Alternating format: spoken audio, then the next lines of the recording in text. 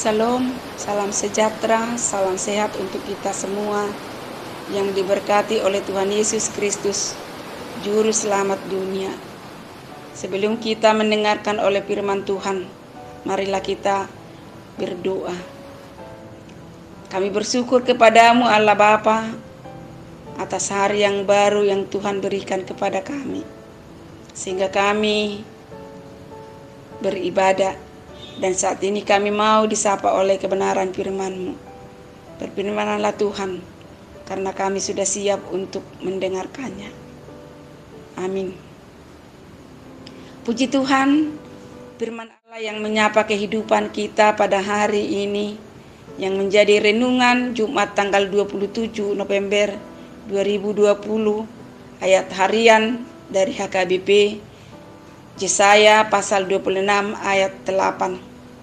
Ya Tuhan, kami juga menanti-nantikan saatnya Engkau menjalankan penghakiman.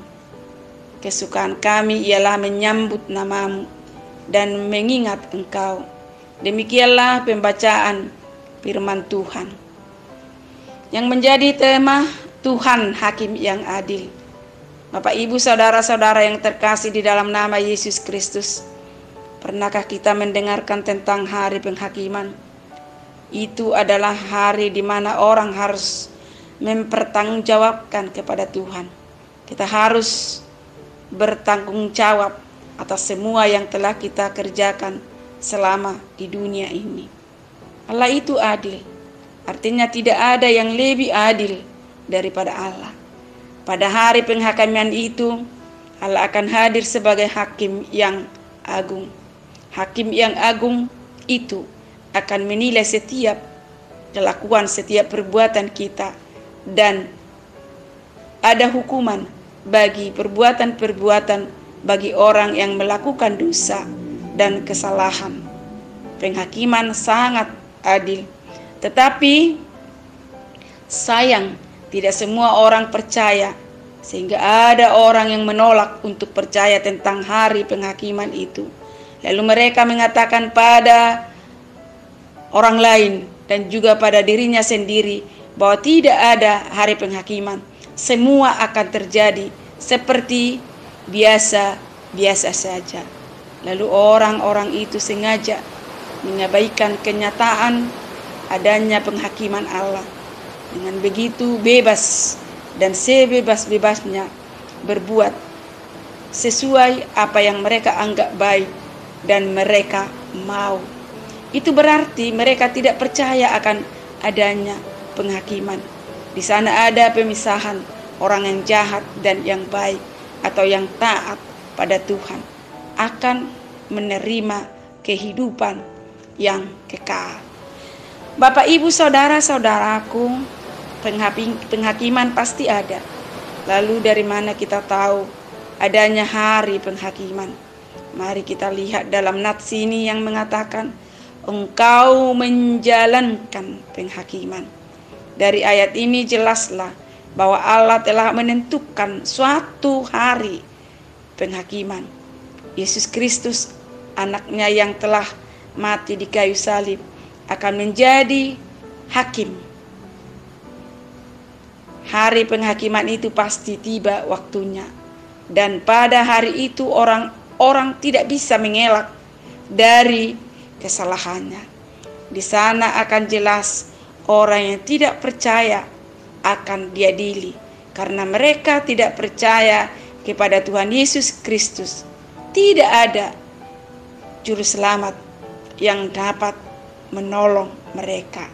Mereka akan menyesal, tetapi sudah terlambat. Bapak, Ibu, saudara-saudara, oleh karena itu jangan persoalkan kapan dan di mana penghakiman itu tiba, tetapi siaplah, waspadalah, berjaga-jagalah menyambut kedatangan itu. Untuk itu mari kita taat kepada perintah-perintah Tuhan dan tetaplah setia mengerjakan kewajiban kita sebagai anak-anak Allah. agar seorang pun di antara kita tidak ada yang tertinggal di hari penghakiman itu tiba. Amin. Tuhan Yesus memberkati. Kita berdoa. Terima kasih kebenaran firman-Mu yang telah kami dengarkan, Tuhan. Kuatkan kami supaya selalu berpengharapan dan taat kepadamu sampai tiba saatnya hari penghakiman-Mu. Di tengah-tengah dunia ini kami tidak bercelah di hadapan-Mu. Ya Tuhan, berkati kami di sepanjang hari ini di dalam memulai aktivitas kami.